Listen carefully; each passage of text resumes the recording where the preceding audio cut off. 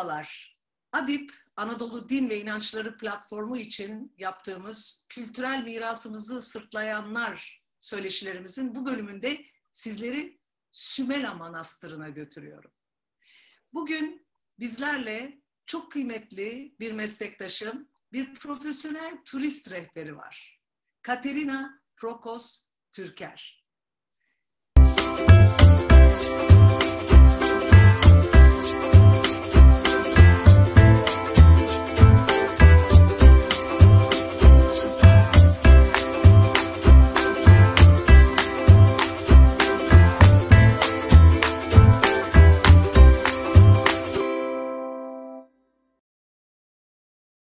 Katerina, hoş geldin. Merhaba, hoş bulduk. Seni biraz tanıyalım mı?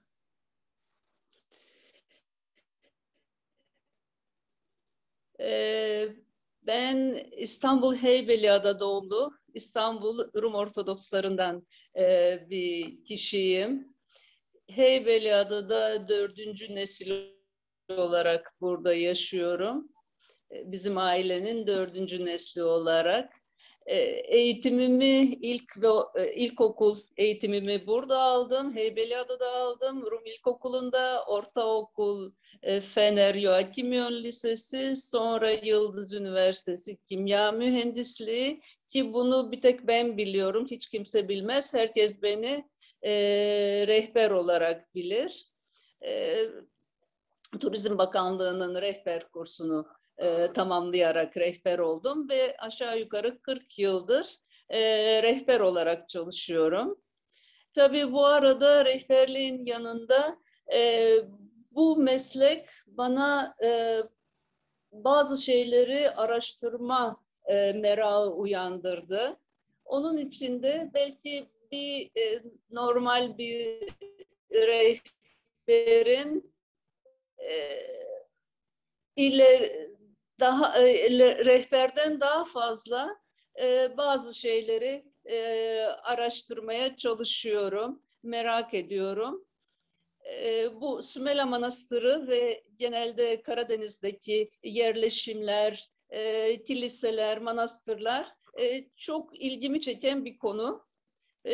Bu konu içinde bu konuyu benimle paylaşmayı seçtiğin için çok teşekkür ederim. Asıl biz teşekkür ederiz bizimle bu konuyu konuşacağın için. Sümela Manastırı çok ilgi çeken bir kültür mirası. Ve son günlerde yapılan restorasyonlarla gündeme geldi. Çok uzun bir süredir gezginler, kültür mirası meraklıları, tarih meraklıları, hepimiz rehberler merak içindeydik. Ne zaman açılacak, ne olacak diye. Ama oraya gelmeden önce Sümela Manastırı'nı bilen var, bilmeyen var, gören var, görmeyen var ve mutlaka senden dinledikten sonra görmek için bir heves doğacak içlerinde. Orası mutlaka görülmesi gereken yerlerden biri. Benim için de yaşarken mutlaka görülmesi gereken 100 yer derseniz bir tanesi Sümela Manastırı'dır diyebilirim. Şimdi bu güzel manastırı biraz bize anlatabilir misin? Sümela Manastırı neresidir, nerededir, neden kurulmuş oraya? Tarihçesiyle ilgili biraz bize bilgi verebilirsen senden dinleyelim. Çok haklısın. Dünyada görülmesi gereken, Türkiye'de özellikle görülmesi gereken önemli yerlerden biri Sümela Manastırı. Tabiat açısından, konumu açısından, tarihi değeri açısından, sanat tarihi değeri açısından çok önemli bir yer. Sümela Manastırı Karadeniz kıyılarında, Trabzon'un aşağı yukarı 50 kilometre güneyinde, güneyindeki Karadeniz dağlarında 1150 metre kadar bir rakımda bulunan bir manastır. Maçka'ya yakındır. Trabzon'dan Maçka'ya gittikten sonra yol ikiye ayrılır. Bir taraftan Zigana geçidine gidilir. Diğer tarafta yol 17 kilometre sonra çok güzel dağların arasında bugüne kadar hala ismini Meryem Ana Deresi olan bir derenin paralel yürüyerekten veya hareket ederekten korkunç bir tabiat, ağaç, orman, o derenin içindeki sazanlar, balıklar vesaireler görülerekten varılan bir manastır. Zaten onun karşınızda gördüğünüz zaman şaşırıyorsunuz. Yani insan eli bunu buraya nasıl inşa etmiş diye. Genelde inanç olarak yorumlanıyor. Yani bu gücü veren inanç olduğuna inanılıyor. Şimdi Sümela Manastırı için bir rivayet kısmı var, bir de tarih kısmı var. Rivayete göre 4. yüzyılın başlarından Büyük Konstantin zamanına kadar iner rivayet. Büyük Theodosius zamanı. İki Atinalı rahip rüya görmüşler. Atina'da bulunan bir Meryem Ana ikonası kaybolmuş. Ve herkes onun nerede olduğunu merak ediyormuş.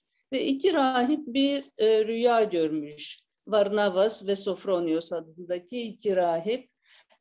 Meryem Ana demiş ki ben Karadeniz kıyılarında, Karadağlar'da, Melas Dağı'nda bir yere gittim huzur bulmak için. Gelin beni orada bulun diye. Bunlar bu rüyada gördükleri Meryem Ana'nın söylediklerini takip ederekten Karadeniz'e giderler, Trabzon'a giderler. Trabzon'dan güneye doğru, içeriye doğru dağlara, Karadağ, bugün de adının Karadağ olduğu dağa giderler ve bir mağaranın içinde, kayaların içindeki bir kovukta Meryem Ana ikonasını bulurlar. Hatta bu ikona çok değerli bir ikona çünkü İncil yazarı Lukas'ın kendi elinden çıkan 4 ikonadan biri. İkonayı orada bulurlar ve kendileri orada kalıp bu manastır, oradaki manastır geleneğini başlatırlar. Rivayet bu. Bu Meryem Ana ikonası aslında Atinalı Meryem olarak bilinirmiş o zamana kadar. Fakat sonraları Melas Dağı, Karadağ'ın Rumca ismi, Yunanca ismi Melas Dağı. Melas Dağı'nda bulunan Oros Melas, Oros Dağı'dır Yunanca'da. Oros Melas'taki Meryem Ana, Oros Melas, Orus Mela ve sonunda Sümela oluyor. Ve böylece bugünkü bildiğimiz Sümela ismi Meryem Ana'nın ismi olarak orada zikredilmeye başlanıyor. Tarihçiler manastırın kuruluşunu daha önceki çok ufak inzivaya çekilmiş rahiplerin bulunduğu ufak bir manastırın 10. yüzyılda manastır anlamında bir organizasyona geçtiğini söylerler. 10. yüzyıldan sonra her zaman için o kaya içindeki mağarada kilisenin bulunduğu ve onun etrafında ufak ufak manastırın ahşap o zamanlar yapılmış bazı binaların olduğu söylenir. Fakat Sümela Manastırı'nın önemi Komnenosların Trabzon İmparatorluğunu kurmalarıyla başlar. 13. yüzyılda bildiğimiz kadar 1204'ten sonra Komnenoslar Trabzon'daki imparatorluğu kurarlar ve 13. yüzyıl, 14. yüzyıl ortaları Sümela Manastırı'nın en parlak dönemleri olarak kayda geçer tarihçiler tarafından. Çünkü bu manastırın ve şöyle söyleyelim, Sümela Manastırı'nın etrafında birkaç tane çok önemli, çok büyük manastırlar bulunuyormuş ve hala onların harabeleri o dağlarda bulunuyor.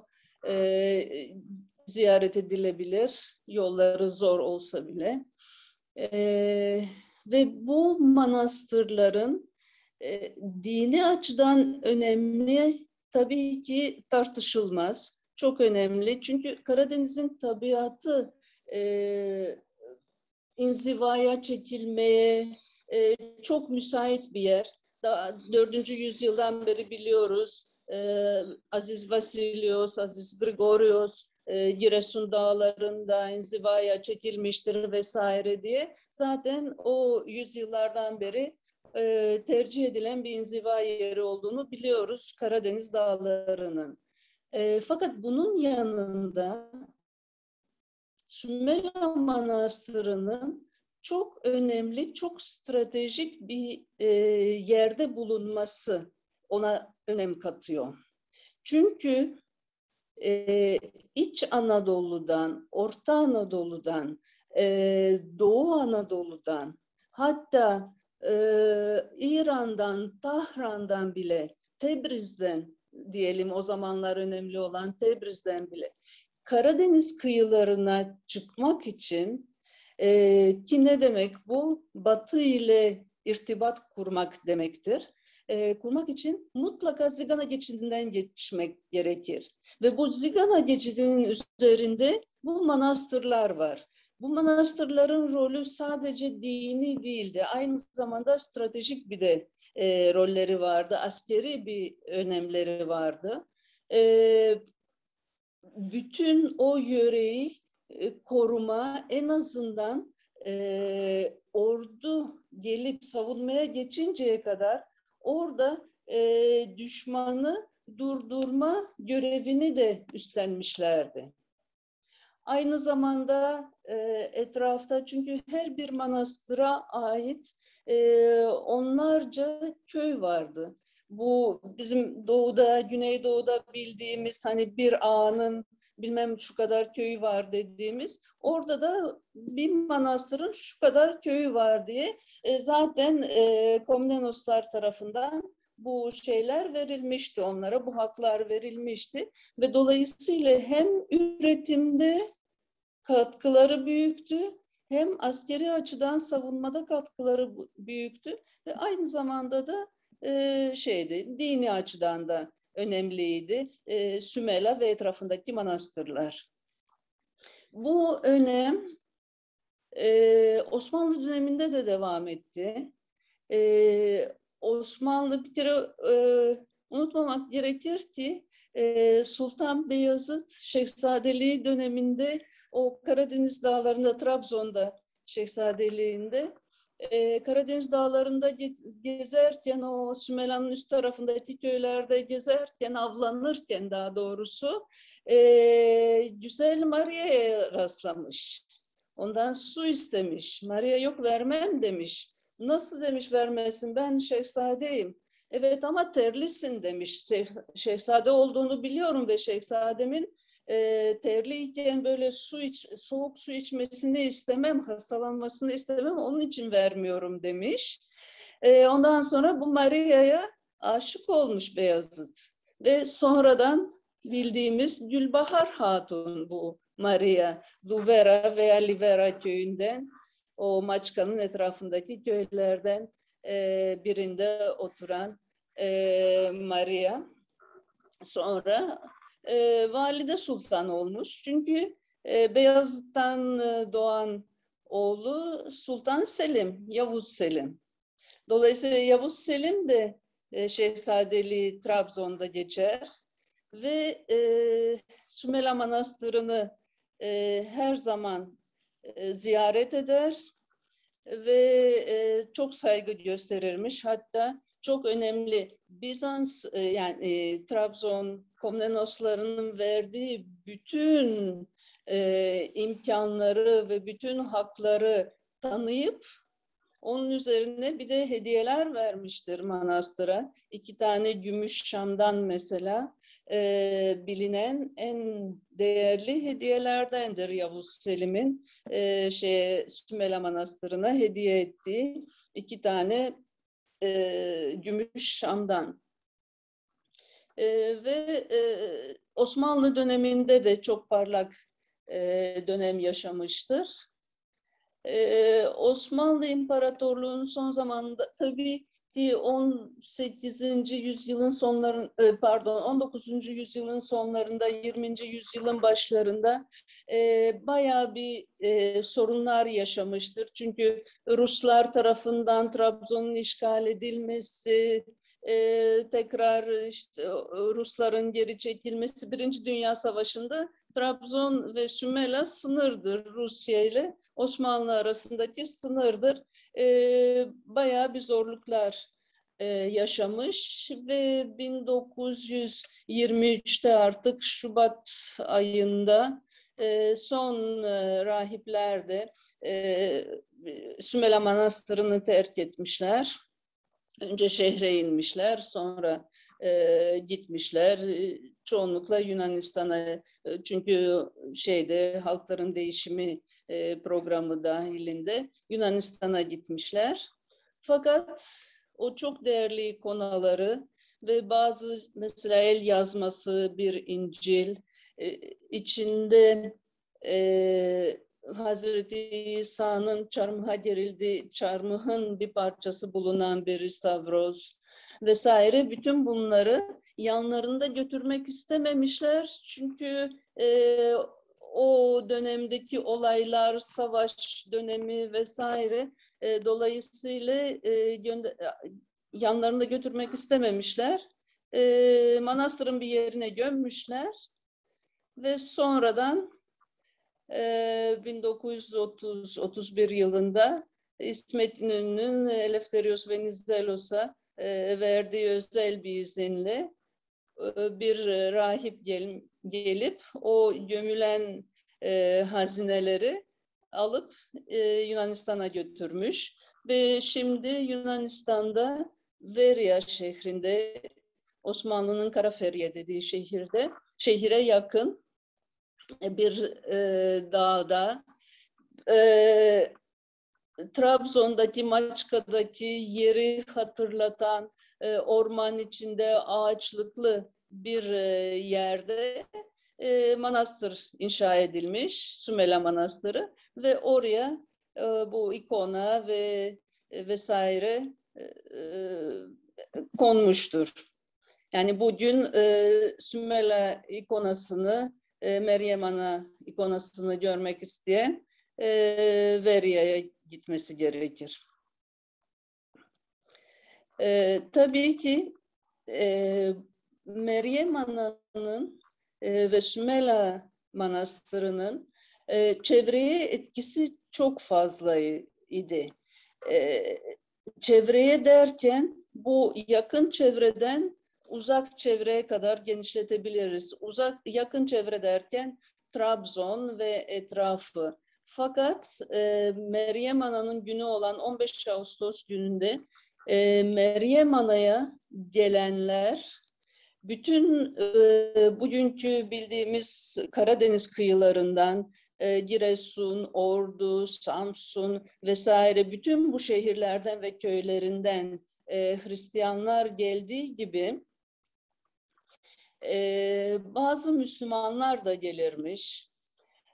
Mesela tedavi hastalıktan kurtulamayan çocuklarını işte Meryem Ana'ya yalvarıp tedavi olan Müslüman bile gelip Meryem Ana'ya teşekkür etmek için bazı adaklar getirirmiş, bazı hediyeler getirirmiş ve aynı zamanda Karadeniz'in kuzey kıyılarından da özellikle Gürcistan'ın mesela Sümela ile bağlantısı çok fazladır. Bunu şeyden sonra gördük zaten. Komünizm dağıldıktan sonra, çöktükten sonra o karşı kıyıdan ilk gelinen yer Trabzon'du diyebiliriz. İstanbul ve Trabzon'a geldiler Ruslar.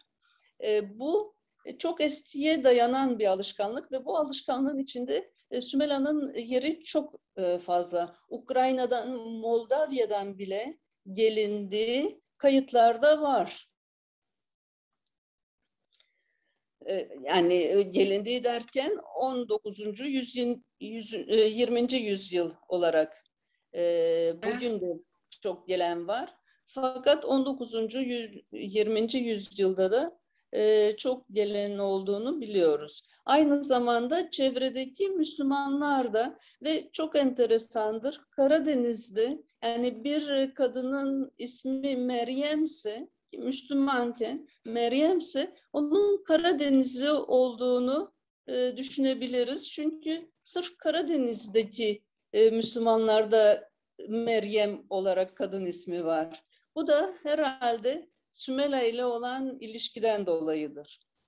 Sevgili Katerina, bir rehberden dinlemek kadar güzel bir şey yoktur diye her zaman, iyi bir rehberden dinlemek kadar güzel bir şey yoktur diye her zaman söylerim.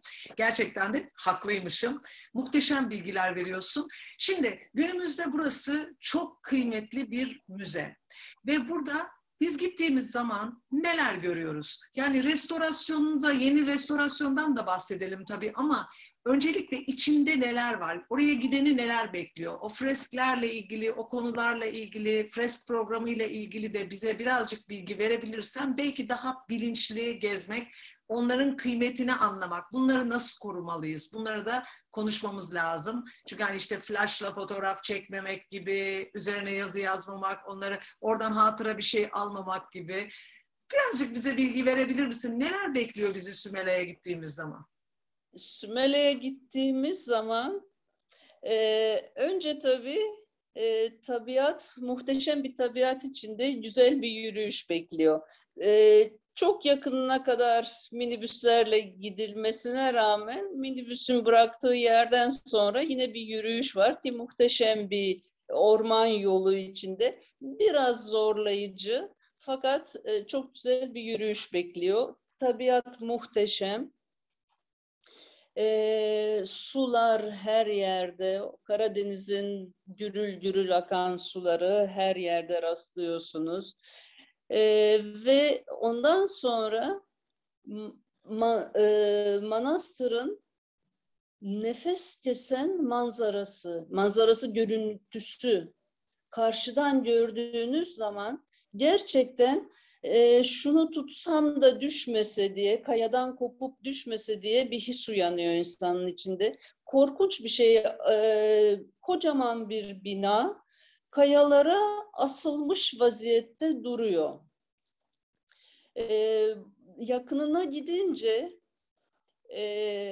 önce zor 64 basamaklı bir merdivenle karşılaşıyoruz. Bu tabii güvenlik açısından yapılmış olan bir şey. Yani manastıra düz de girilebilirdi. Fakat güvenlik açısından böyle bir şey yapmışlar inşa edildiği zaman. Bu da inşa edildiği zaman dediğimde bu son hali bina vesaire olarak 1700'ler olarak düşünmemiz gerekir. Bir 64 basamaklı bir merdiven çıkıyoruz. Orada dar bir kapı. O kapıdan geçerken üstünüzde bir delik göreceksiniz. Kapının hemen üstünde. O bir oradaki bekçinin, görevlinin dışarıyı kontrol edebilmesi için açılan bir pencere. Fakat bu görevlinin durduğu oda şeklindeki mekanın tabanında da bir delik var. O da çok eskiden beri tarihte hep anlatırız savunmalarda kızgın yağ dökme yeri olarak. döküldüğünü anlatırız savunma olarak birçok yerde, surlardan vesaire. İşte bu manastırın girişinde, birçok manastırda da aynı şeye rastlıyoruz. Aynı şeye rastlıyoruz. Kapadokya'da da rastlıyoruz. Bu yağ dökme deliği vardır. Oradan eğer kötü amaçla manastıra gelmiş olan, kapıyı zorlayıp kırıp içeri girmiş olanı durdurmak için yukarıdan yağ dökme işlemi olabiliyordu. Eğer bunu da geçebilirsek, iyi niyetli olarak içeri girdikten sonra, bunu da geçtikten sonra bakıyor önümüzde bir vadi gibi uzanan manastırın asıl kısmı çıkıyor. Sol tarafta muhteşem bir kaya, o Karadağ'ın bir parçası olan muhteşem bir kaya ve o kayanın dibindeki bir mağara diyelim, bir kovuk, önünde bir düzlük ve sağ tarafımızda da bir bina, 3-4 katlı bir bina görüyoruz. Şimdi bu manastırın asıl kısmı. Buraya girmek için yine o 64 basamağı inmemiz gerekiyor. Ve orada asıl kilise olan mağara içindeki, kovuk içindeki kilise Meryem Ana Sümela Kilisesi. Fakat onun dışında da o alana dağılmış ufak ufak tek kişilik hatta diyebileceğimiz paraklisyonlar var, kiliseler var. 10-11 tane olması gerekir. Tabii ki alanın tam ortasında yazısı bulunan fakat kendisi maalesef yerinde olmayan Çan Kulesi var. Yazısını bugüne kadar görebiliyoruz. Yazıyor kolonostasyon diye. Fakat üstünde çanı yok. Onun altından mesela geçebiliyorsunuz. Orada bir ufak şapel var, ufak bir paraklisyon var.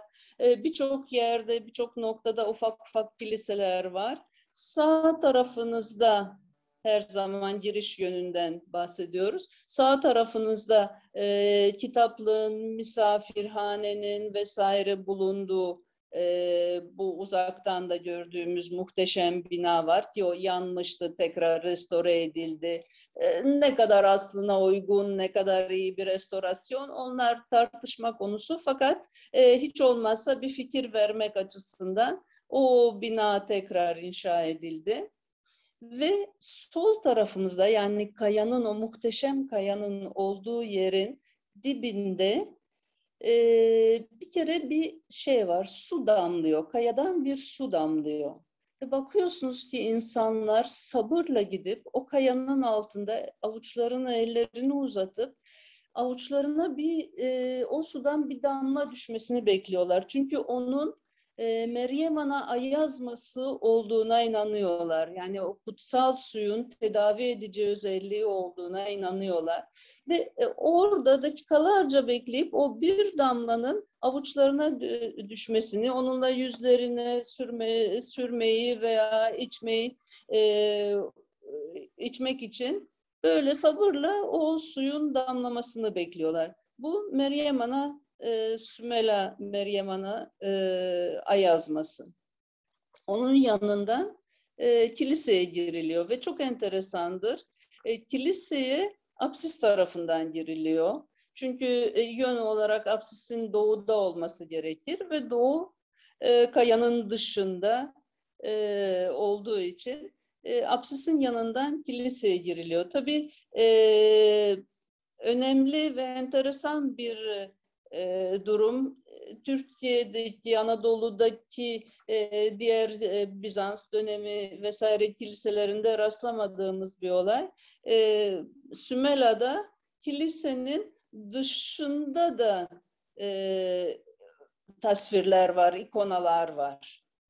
Hem dış duvarı, dış cephesi ikonalarla süslü hem de iç tarafı tabii her tarafında ikonalar var. Tabii girince insanın ilk rastladığı büyük bir Meryem Ana ikonası hemen karşıda kayanın içinde, kayanın duvarında bir Meryem Ana ikonası. Ve ondan sonra soldan sağa bakarsak bir Meryem Ana'nın 24 tane ikonası. Bu 24 ikona eğer bir Yunanca bir dua kitabına bakarsak ilk ikonadaki Meryem Ana'ya hitap A ile başlar, ikincisinde B ile başlar, C ile başlar. Yani ve öyle devam eder. Omega'ya kadar giden ikonalardır bunlar. 24 tane Yunan alfabesindeki 24 harf gibi. Bunlar Meryem Ana'ya Paskalya öncesi okunan duaların ikonalarıdır. Ortodokslar söylediğimi daha iyi anlayacak. Biraz çapraşık tabii bir şey. Ondan sonra tabii Meryem Ana'nın hayatından ikonalar, azizler, Aya Nikola mesela ki denizden uzağız ama Karadeniz denizcilerin yeri olduğu için ve denizciler oraya kadar vardığı için Aya Nikola birçok azizin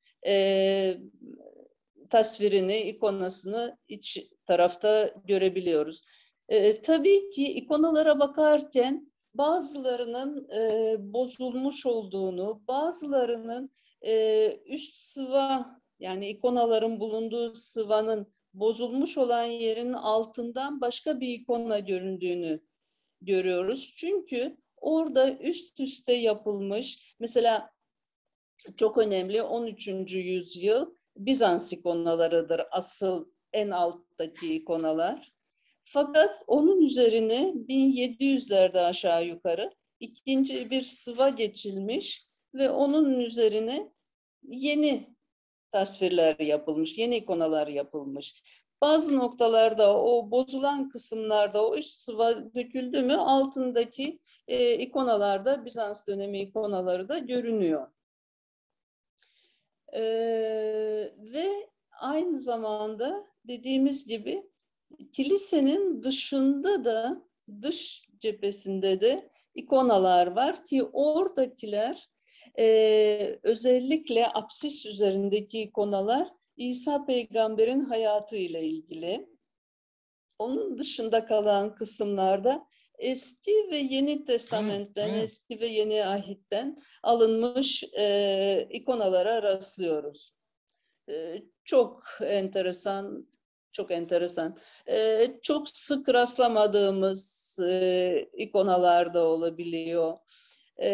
Tasvirler var, yazıtlar var. Mesela İsa peygamberin çarmıhını resmetmiş ve onun etrafında bir yazıt var. Çünkü İsa peygamberin çarmıhının 3 çeşit ağaçtan yapıldığı biliniyor. Onlardan bahsediyor vesaire. Bunun dışında bu asıl Sümela Meryem Ana Kilisesi. Bunun dışında ufak ufak şapellerin olduğunu söyledik ve çok enteresan olan bir başka bir oda diyeceğim. Reliklerin muhafaza edildiği oda. Ufak ufak postanelerde posta kutuları var böyle ufak. Böyle kutuların olduğu, tabii kutuların ahşap kısmı yok. Fakat girintilerin olduğu bir bölüm var, bir oda var ki bu relikleri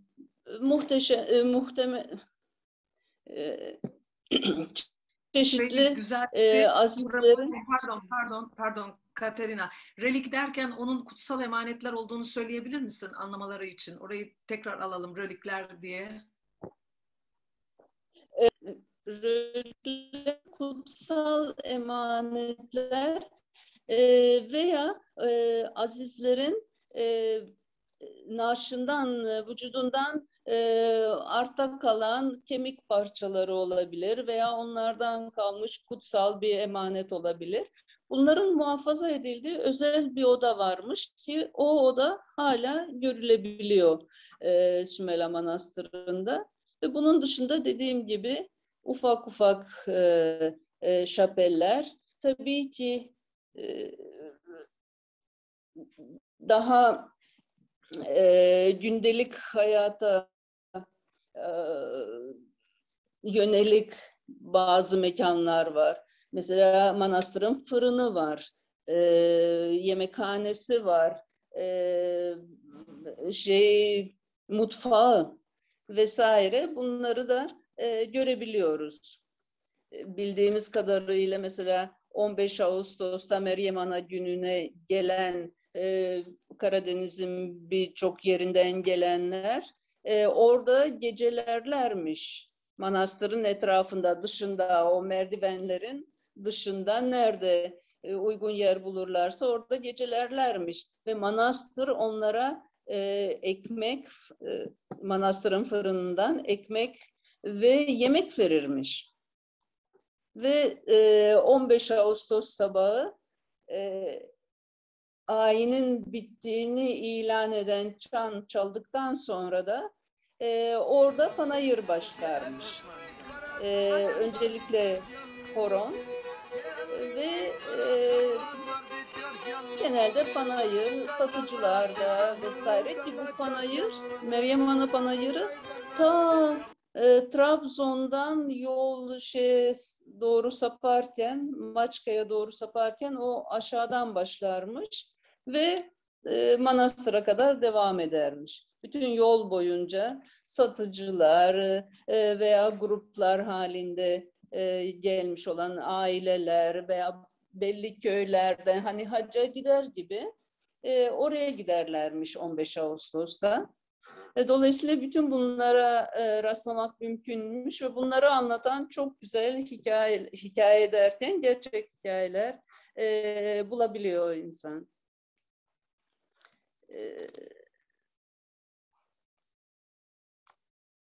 Dediğim gibi Sümela Manastırı hem tabiat hem konum olarak çok önemli. Fakat tabii ki sanat tarihçileri açısından ve sanat tarihi açısından çok önemli. Dini açıdan çok önemli. Bugün bile Karadeniz'de, Trabzon'da ve o çevrede yaşayan insanların gezmelerinde, pazar gezmelerinde bir Meryem Ana Sümela ziyareti vardır. Bu meraktan mıdır, bir alışkanlık mıdır, bir kulak dolgunluğu mudur, oraya gitmek gerekir diye.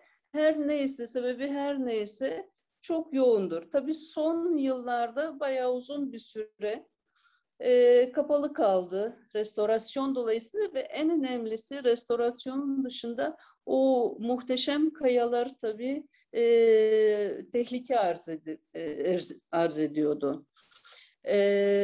Düşme, kopma ve düşme tehlikesi olduğu için onların sabitlenmesi için yapılan çalışmalar tabii ki çok zaman alan çalışma oldu. Çok uzun süre kapalı kaldı. Bu arada restorasyon da iç taraftaki tasvirlerde restorasyonlar yapıldı. Tabii çok üzücüdür ki ikonalarda tahribat, kilise içindeki, mağara içindeki tahribat bir kısım nemden dolayı tabii, o kayadan gelen sulardan vesaire dolayı. Fakat bir kısmı da insan eliyle yapılan tahribatlar.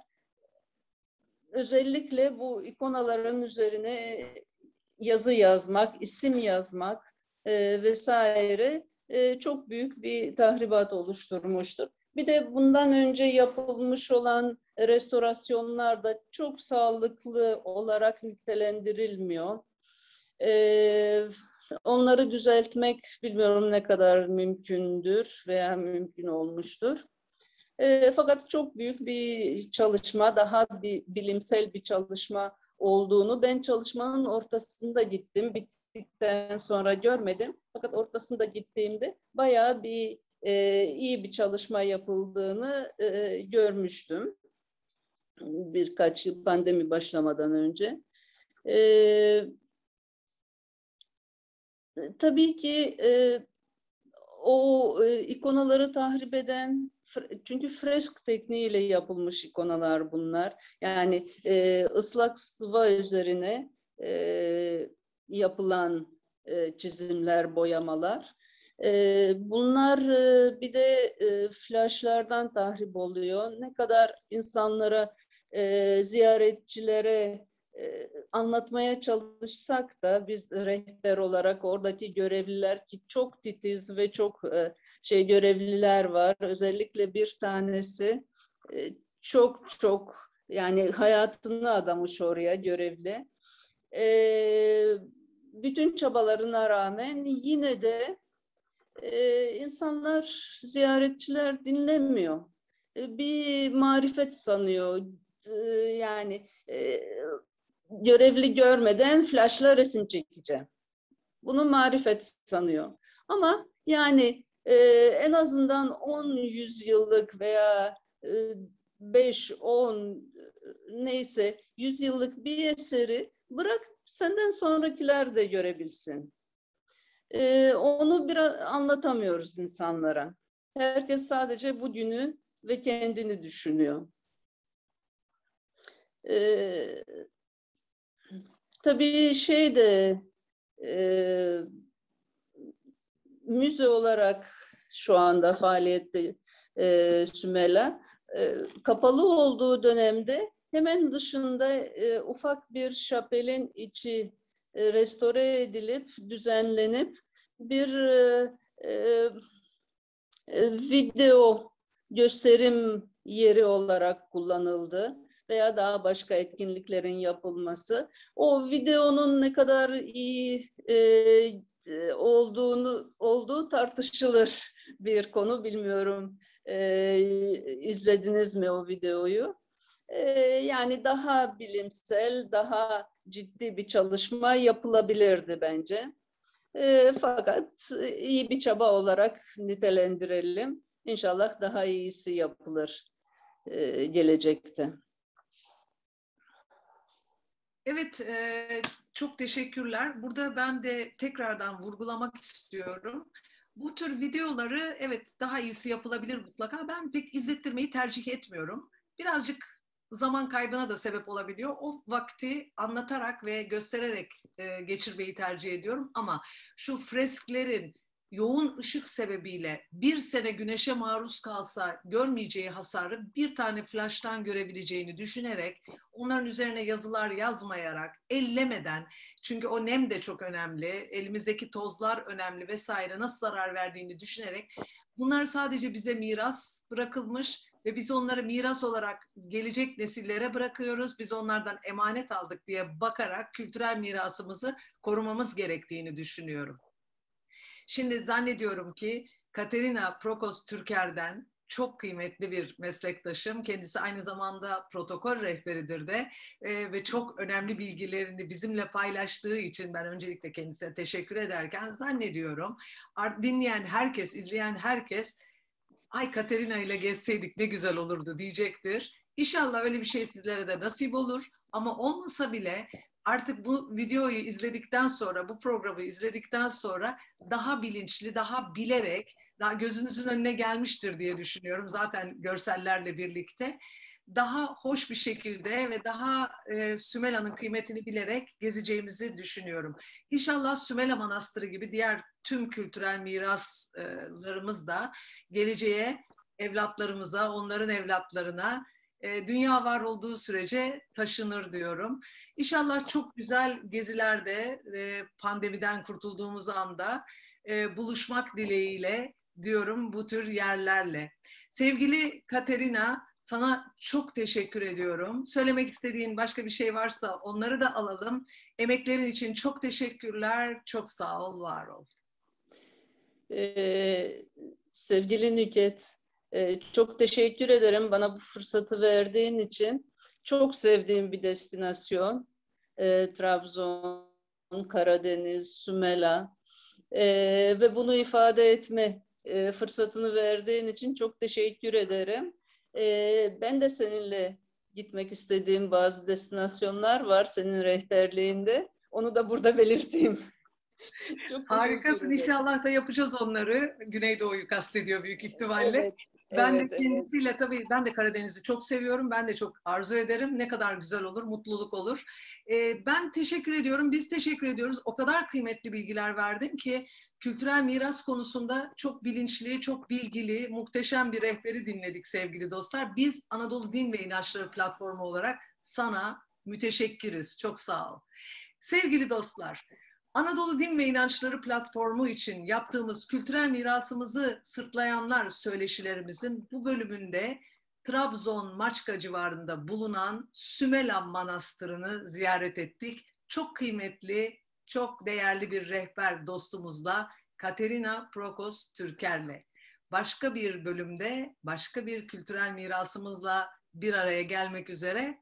Hoşça kalın.